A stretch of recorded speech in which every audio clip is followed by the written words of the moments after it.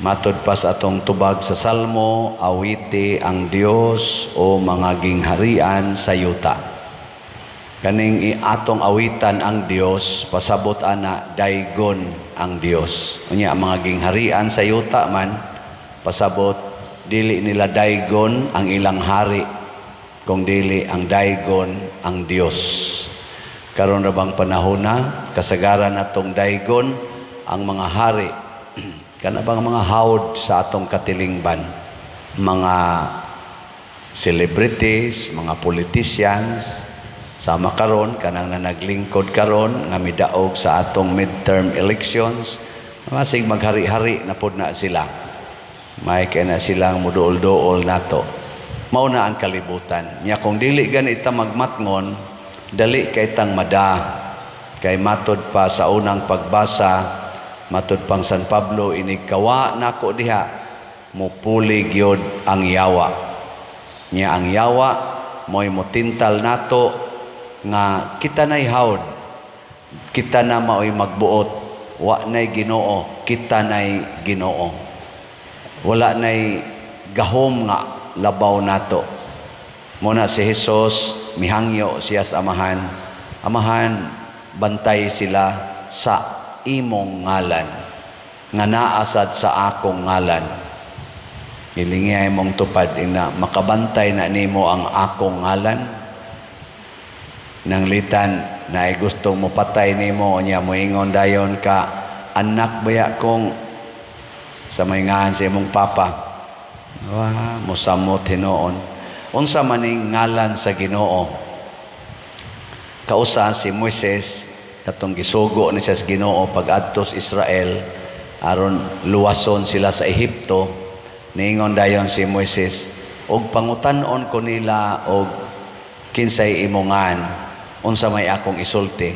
Ingon dayon Ginoo, ingna sila nga ako mao ako.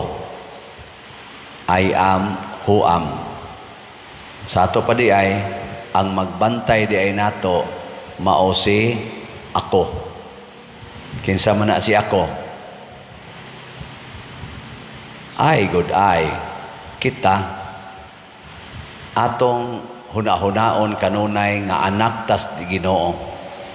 O kining atong pagkaanak sa Ginoo, ato ning gamiton aron mo'y mobantay nato.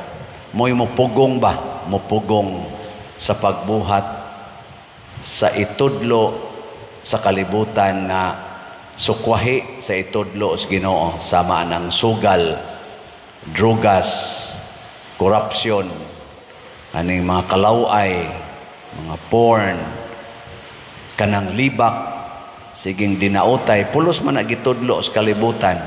Apil sa tingali ng kulurang buhok, kiskisang kilay, papution ang naong, magpalaygit, sa panang uban, basiktomi, magpa-transplant pa, mga gipang tudlo ni sa kalibutan, o kana pa yung gitudlo sa kalibutan nga pagdato gyud. Munang kay anak man tas Ginoo, ing nadayon, bantay ako, isip anak sa Ginoo. So kita na maoy magbantay nga dili ta magbuhat nga muratag anak sa kalibutan. Ilingian sa imong tupad ing na anak kas Ginoo o anak kas yawa. Mo na siya problema.